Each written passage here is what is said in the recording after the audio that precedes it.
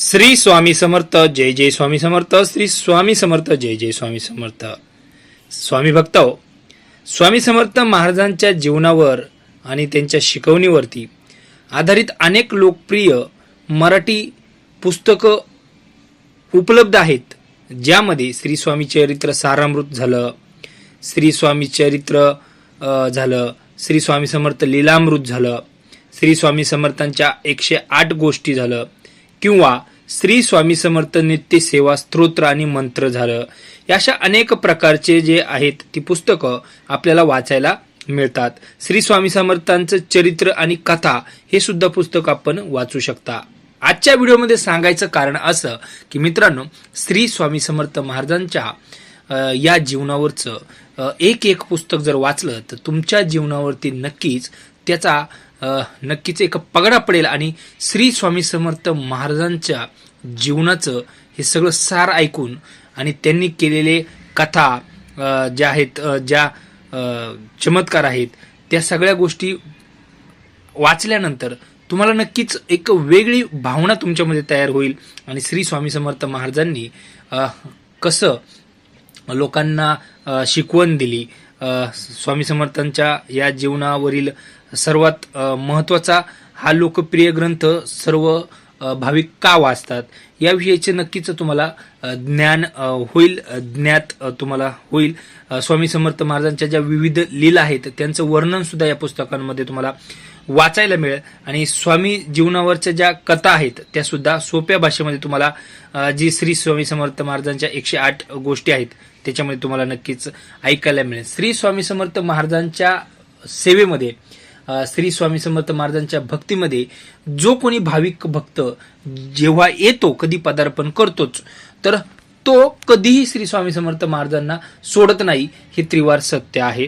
कारण प्रत्येकाला काही ना काही वेगवेगळे अनुभव येतात आणि त्या स्वामी समर्थ महाराज जे आहेत ते प्रत्येक या पृथ्वी तलावरच्या माणसाला तर मदत करत असतात असा नक्कीच मानस आहे. आणि 100% तुम्हाला श्री स्वामी समर्थ महाराजांच्या भक्तीत आल्यानंतर तुम्हाला नक्कीच तुमच्या आयुष्यामध्ये बदल झालेला जाणवेल. तुमच्या आयुष्यामध्ये सुख, समाधान आणि शांती या 3 गोष्टी 100% येणार म्हणजे येणार, याच्यात काही वाद नाही.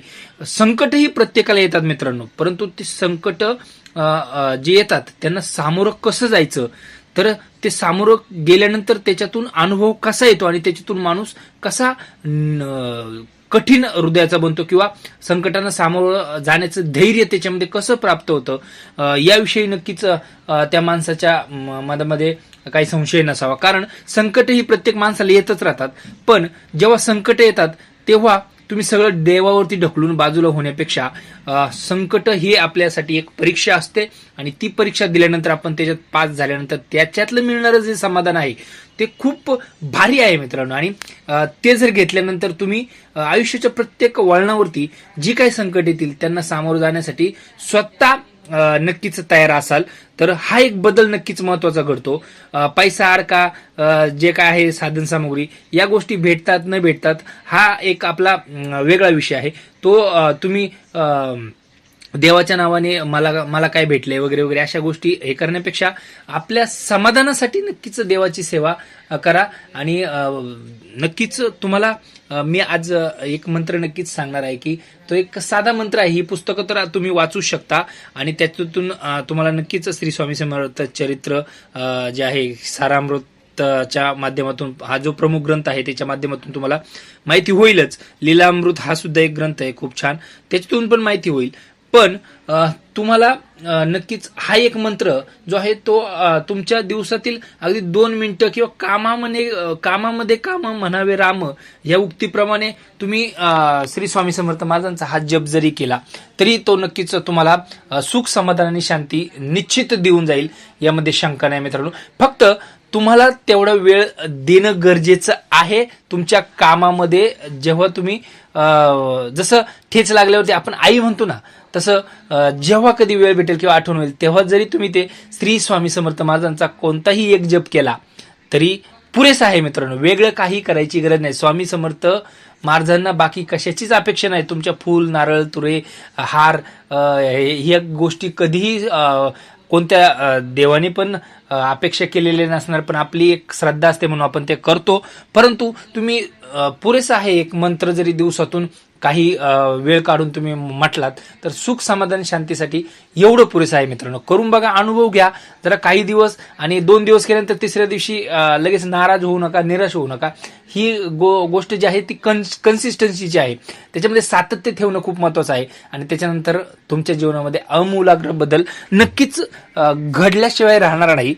एकदा करून तर पहा मित्रांनो, नक्कीच त्याचा फायदा होईल.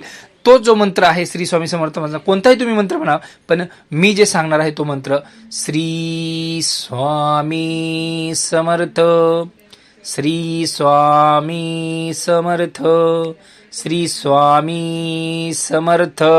सोबतच तारक मंत्र सुद्धा आपण म्हणू शकता. श्री स्वामी समर्थ, जय जय स्वामी समर्थ. व्हिडिओ आवडला असेल तर नक्कीच लाईक करा, शेअर करा आणि सबस्क्राईब करा. धन्यवाद.